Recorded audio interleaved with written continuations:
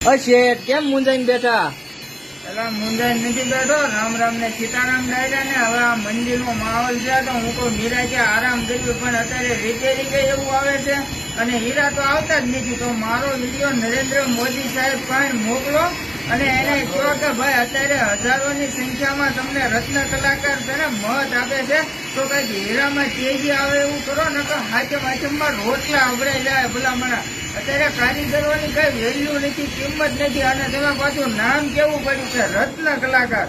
રત્ન એટલે ભલામણા રત્નની કિંમત હોય તો આ તો અમારી કોઈ કિંમત જ નહીં. તમે રોજ સારે બાજુ મહેનત કરીએ અને આ કાંઈ હીરા ને આપો 5-5 ને 10 હીરા આપવાના ભલામણા. કોઈ વેપારી ગોચીને સારો હીરા નખાવો, સેમ્પલ નાખો મિત્રો, અને બધાને કહો કે ભાઈ હીરામાં કઈ તેજી આવે એવું કરે તો આવનારા સમયમાં હાચમ હારી જાય.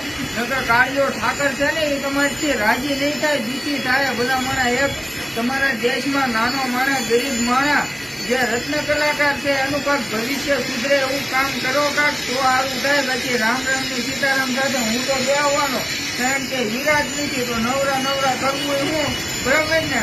તો રામ રામ ને સીતારામ સાથે આપણો વિડીયો ફૂલ આખો મોકલજો અને દરેક રત્ન કલાકાર ભાઈઓને ખાસ નમ્ર વિનંતી છે એક કોમેન્ટ કરી અને આ વિડીયો શેર કરજો, જેથી કરીને જે હીરાનું મોટા કામ કરતા હોય